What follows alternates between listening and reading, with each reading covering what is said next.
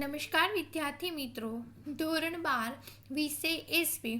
આજનો આપણો ટોપિક છે સભ્યપદ કોણ મેળવી શકે. આપણે ગયા લેક્ચરની અંદર સભ્યપદનો અર્થ અને વ્યાખ્યા જોઈ હતી. હવે આજનો આપણો ટોપિક છે કે સભ્યપદ કોણ મેળવી શકે. આપણે એ પણ ખબર હોવી જોઈએ કે કંપનીની અંદર કામ કરનારો વ્યક્તિ છે કે કંપનીની બહારનો વ્યક્તિ છે, કોઈ પણ વ્યક્તિને કંપનીનું સભ્યપદ મેળવવું છે તો કેવી રીતના મેળવી શકે અને કેવો વ્યક્તિ છે કે જે કંપનીનું સભ્યપદ મેળવી શકે, તો એના વિશે આપણે ચર્ચા કરવાની છે. જોઈએ, કંપની એ કાયદા દ્વારા અસ્તિત્વમાં આવેલી કૃત્રિમ વ્યક્તિ છે. સ્વાભાવિક જ છે, કંપનીએ કાયદાકીય રીતના સજીવનું રૂપ આપેલું છે, બાકી કંપની શું છે? કૃત્રિમ વ્યક્તિ છે જે કાયદા દ્વારા જીવંત વ્યક્તિ જેવા અધિકાર ભોગવે છે. કાયદા બન્યા એટલે કંપની એક જીવંત વ્યક્તિ તરીકેના અધિકાર ભોગવે છે, બાકી કંપની શું છે? કૃત્રિમ વ્યક્તિ છે. કાયદાની દ્રષ્ટિએ સ્વતંત્ર અસ્તિત્વ તેમજ વ્યક્તિત્વ ધરાવનાર કોઈ પણ એકમ કંપનીનું સભ્યપદ પ્રાપ્ત કરી શકે છે.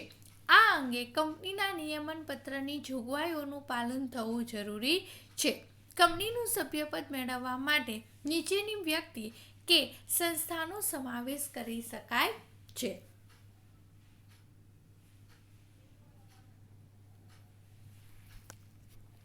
અહીં આપણે કંપનીના સભ્યપદ કોણ મેળવી શકે એના અલગ અલગ પોઈન્ટની ચર્ચા કરેલી છે.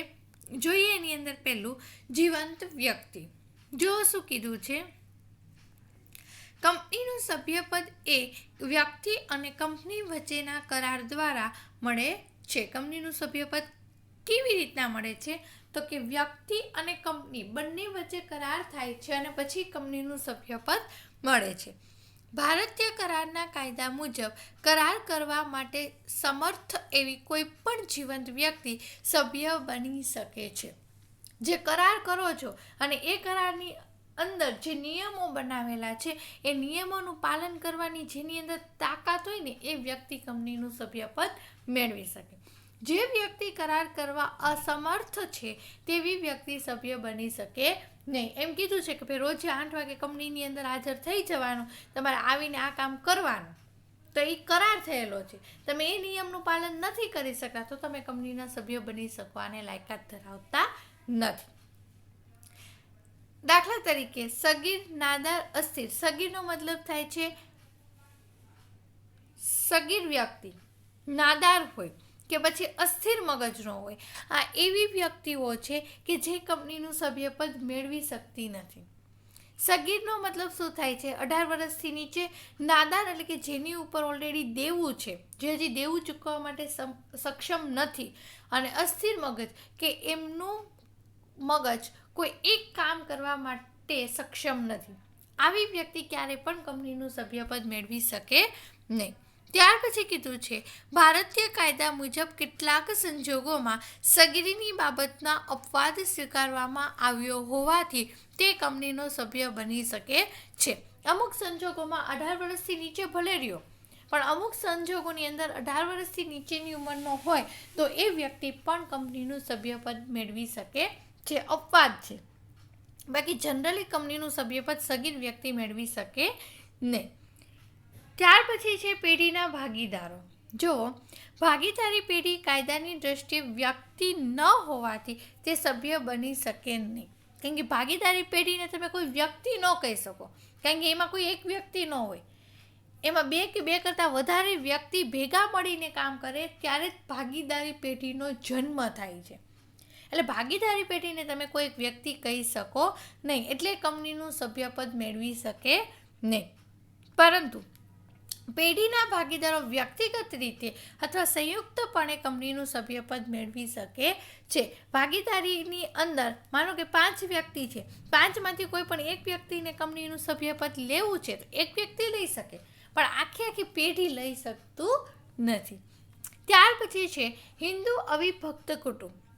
હિન્દુ અવિભક્ત કુટુંબમાં માત્ર કુટુંબનો કરતા પોતાના કે સંયુક્ત નામે શેર ખરીદીને કંપનીનું સભ્યપદ પ્રાપ્ત કરી શકે છે. તો હિન્દુ અવિભક્ત કુટુંબમાં જે કરતા હોય છે એ કંપનીનું સભ્યપદ પ્રાપ્ત કરી શકે. ત્યાર પછી છે ટ્રસ્ટ. નવા કંપની ધારા મુજબ કોઈ પણ ટ્રસ્ટ કંપનીના શેર ખરીદીને સભ્ય બની શકે છે અને સભ્યપદ પ્રાપ્ત કરી શકે છે. કોઈ ટ્રસ્ટ ચલાવતા હોય તો કોઈ પણ કંપનીનો શેર ખરીદી અને સભ્યપદ મેળવી શકે છે. ત્યાર પછી છે વિદેશી વ્યક્તિ. જો એની અંદર શું કીધું, અન્ય દેશની કોઈ પણ વ્યક્તિ ભારતીય કંપનીના શેર ધારણ કરી સભ્ય બની શકે છે, પરંતુ જ્યારે ભારતમાં યુદ્ધકાલીન પરિસ્થિતિ કે કટોકટી જાહેર થાય ત્યારે તે વ્યક્તિ દુશ્મન દેશની હોય તો તેનું સભ્યપદ અને કંપની તરફથી મળતા હકો સ્થગિત કરવામાં આવે છે. કોઈ પણ વિદેશી વ્યક્તિ હોય એ ભારતની કંપનીના શેર ખરીદીને સભ્યપદ મેળવી શકે છે, પણ એક સંજોગોમાં ન મેળવી શકે. જો એ વિદેશ એટલે કે જે કન્ટ્રી છે એ અને ભારત વચ્ચે જો યુદ્ધ ચાલતું હોય, કોઈ કટોકટી ચાલતી હોય, તો એવા સંજોગોમાં સભ્યપદ મેળવી શકે નહીં. ત્યાર પછી કીધું છે સંયુક્ત શેર ધરાવનાર. સંયુક્ત શેર એટલે બે વ્યક્તિએ મળીને એક શેર ખરીદેલો હોય, 5 વ્યક્તિના ગ્રુપ વચ્ચે એક શેર હોય, એને કહેવાય સંયુક્ત શેર ધરાવનાર. જો એની અંદર જ્યારે 2 કે તેથી વધુ વ્યક્તિઓ સંયુક્ત નામે કંપનીના શેર ખરીદે ત્યારે કંપનીના સભ્યપત્રકમાં સંયુક્ત નામ લખવામાં આવે છે. જેમના નામ સભ્યપત્રકમાં દર્શાવેલા હોય તેમની વ્યક્તિગત અને સંયુક્ત જવાબદારી ઉદ્ભવે છે. વહીવટી સરળતા ખાતર જેનું નામ પ્રથમ હોય તેના નામે કંપની પત્ર વ્યવહાર કરે છે. એ નોટિસ હોય, ડિવિડન્ડ વોરંટ હોય, પરિપત્ર, દસ્તાવેજ, શેર પ્રમાણપત્ર તેના જ સરનામે મોકલાવે છે. એટલે કે સંયુક્ત શેર ધરાવનાર વ્યક્તિ પણ સભ્યપદ પ્રાપ્ત કરી શકે છે, પરંતુ શું કીધું છે, જેનું નામ પ્રથમ હશે બધો જ વહીવટ એના નામે થશે. ત્યાર પછી છે કંપની. તો કંપનીની અંદર પણ કેટલાક નિયમો છે, જોઈએ. કંપની કાયદા દ્વારા અસ્તિત્વમાં આવેલી અલગ અને સ્વતંત્ર કૃત્રિમ વ્યક્તિ હોવાથી સભ્યપદ મેળવી શકે છે. કંપની પોતાના નિયમન પત્ર અનુસાર બીજી કંપનીનું સભ્યપદ મેળવી શકે છે, જેમાં નીચેની જોગવાઈઓનું પાલન થવું જરૂરી છે. હું કંપની ચલાવું છું, મારે કોઈ બીજી કંપનીનું સભ્યપદ મેળવવું છે તો આસાનીથી મેળવી શકું છું, પરંતુ એના માટે કેટલાક નિયમો છે, એ નિયમોનું પાલન થયેલું હોવું જોઈએ. પહેલું, કંપની પોતાના નિયમન પત્રના અનુસંધાનમાં જ અન્ય વ્યક્તિનું સભ્યપદ મેળવી શકે છે. જો નિયમન પત્રની અંદર જોગવાઈ હશે તો જ એ કંપની અન્ય કંપનીનું સભ્યપદ મેળવી શકશે. એટલે પહેલી જોગવાઈ. બીજું, ગૌણ કંપની તેની શાસક કંપનીનું સભ્યપદ ન મેળવી શકે, પરંતુ નીચે જણાવેલ અપવાદરૂપ સંજોગોમાં તે કંપની શાસક કંપનીનું સભ્યપદ પ્રાપ્ત કરી શકે છે. ગૌણ કંપની તેની શાસક કંપનીનું સભ્યપદ ન મેળવી શકે. હવે ગૌણ કંપની એટલે કે જેની પાસે 49% જેટલા શેર હોય, અને શાસક કંપની એટલે જેની પાસે 50% જેટલા શેર હોય. એટલે ગૌણ કંપની ક્યારે શાસક કંપનીનું સભ્યપદ મેળવી શકે નહીં, પરંતુ ક્યારેક એવા સંજોગો ઊભા થાય તો મેળવી શકે. કયા સંજોગો? પહેલું, શાસક કંપનીના કોઈ સભ્યનું અવસાન થાય અને ગૌણ કંપની કાયદેસરના પ્રતિનિધિ તરીકે શેર ધારણ કરે ત્યારે. શાસક કંપનીના કોઈ સભ્યનું અવસાન થાય છે અને ગૌણ કંપનીના પ્રતિનિધિ જે છે એ શેર ધારણ કરે શાસક કંપનીનું, તો બની શકે. બીજું, ગૌણ કંપની કોઈ પણ સભ્યના ટ્રસ્ટી તરીકે હોદ્દો ધરાવતી હોય અને આવા ટ્રસ્ટમાં કોઈ પણ હિત સંબંધ ન હોય ત્યારે. એ ટ્રસ્ટ તરીકે હોદ્દો ધરાવે છે, પણ ટ્રસ્ટ તરીકે એનું પોતાનું ખુદનું કોઈ રહસ્ય છુપાયેલું ન હોય તો. ત્યાર પછી કીધું છે, આ કાયદાના અમલ પહેલાં કોઈ ગૌણ કંપની શાસક કંપનીનું સભ્યપદ મેળવ્યા બાદ તે કંપનીઓ વચ્ચે સંબંધ સ્થાપિત થયો હોય ત્યારે.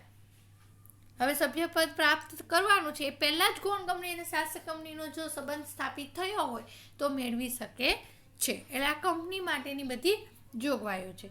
ચલો ત્યાર પછી છે અન્ય સંસ્થાઓ. એની અંદર કીધું છે સહકારી કાયદા મુજબ નોંધાયેલી સહકારી મંડળી કે અન્ય કાયદા હેઠળ નોંધાયેલી સંસ્થાઓ પોતાના બંધારણની જોગવાઈ અનુસાર કંપનીના શેર ખરીદીને સભ્ય બની શકે છે. એટલે કે સહકારી મંડળી પણ કંપનીના સભ્ય બની શકે છે. તો આ એટલા જેટલા આપણે જોયા એ તમામ વ્યક્તિ કંપનીનું સભ્યપદ મેળવી શકે છે.